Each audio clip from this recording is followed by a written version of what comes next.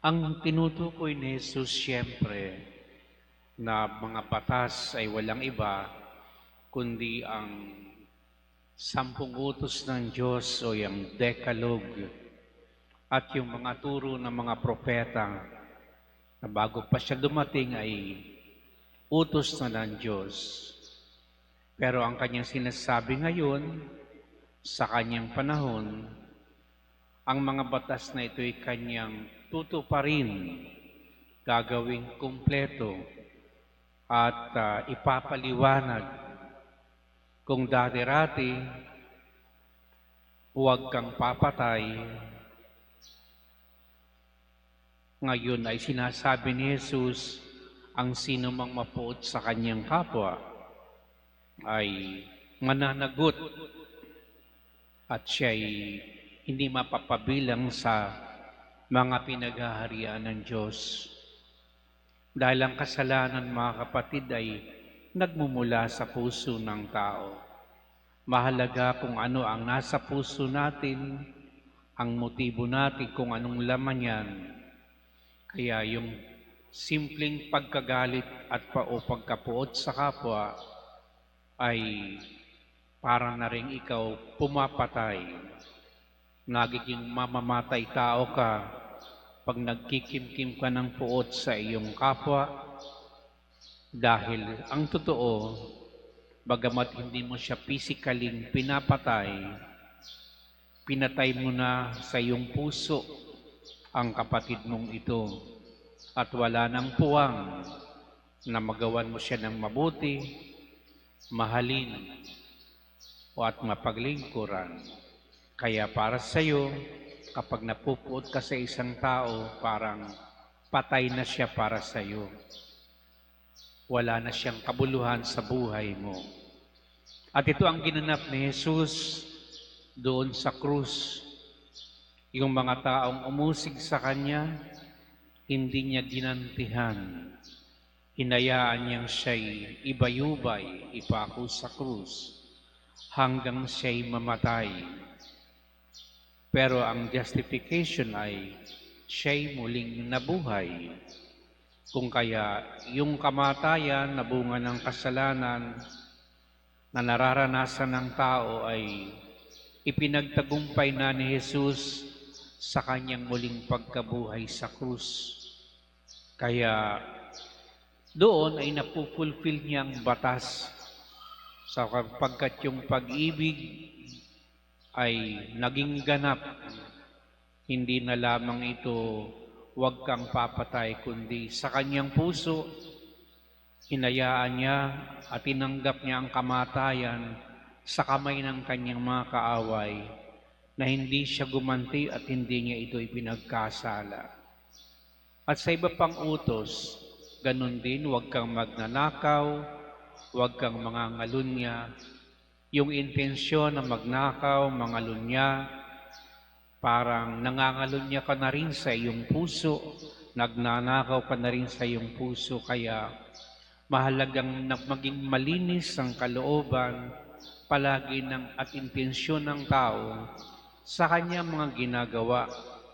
Dahil doon nag-uugat ang kasalanan, kumbaga to the root, putulin mo na yung pinag-uugatan ng iyong pagkakasala. At dahil dito, nagaganap, nakukumpleto ang kautusan. At ang sinasabi ng Panginoon, hindi ito mababago. Magunaw man ang mundo, mananatili ang bisa ng kautusang ito. Kaya kung sino man na magtuturo ng salungat sa ginanap at tinupad ni Jesus na kautusan, ay hindi mapapabilang sa mga pinaghaharian niya. Sapagkat hindi pwedeng baguhin ng sino mang tao ang katuturan at kahulugan ng batas na kanyang sinimulan na tupdin at kumpletuhin para maging malaya ang tao sa pagkakasala. Ngayon ay araw ng ating kalayaan, June 12. At ano ba ang ibig sabihin ng freedom? Para sa ating mga Kristiyano, ang kalayaan ay hindi lamang kakayahan, karapatan na magsalita, gumawa ayon sa ating mga gustong gawin sa buhay, kundi sa mas malalim na pag-unawa, ang kalayaan ay paglaya sa pagkakaalipin sa kasalanan. Dahil doon tayo hinango ni Kristo, doon tayo pinalaya ni Kristo.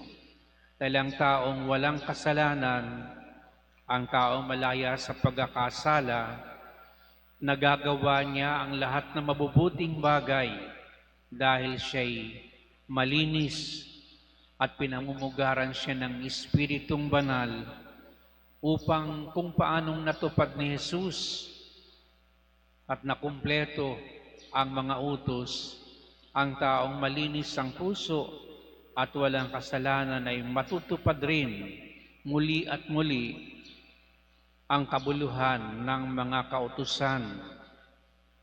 Magiging alter Christus siya, sapagkat kung anong ginawa ni Kristo, magagawa din niya dahil sumasa Kanya ang Espiritu ng Diyos na naglinis, lumalisay sa Kanya hanggang siya'y makalaya sa pagkakasala. Kaya hanggat mayroon tayong mga dinadalang bagahe ng inggit, ng puot, selos o ano paman, masasamang saloobin, hindi natin pwedeng maituring ang ating mga sarili na tayo'y malaya dahil ang kalayaan ay nagmumula sa Diyos. This is a grace and a gift from God. Malalim ang kahulugan, pero pag pinalaya tayo ng Diyos, magiging masayang tao tayo. Kahit tayo usigin, gawa ng masama, makagagawa pa rin tayo ng mabuti. Hindi tayo gaganti sa mga taong gumagawa sa atin ng masama dahil malaya ka sa kasalanan. Ang maigaganti mo na lamang ay kapatawaran, pangunawa, at paggawa ng mabuti, maging sa mga taong hindi mo gusto. Yan ang totoong malalim na kabuluhan ng kalayaan.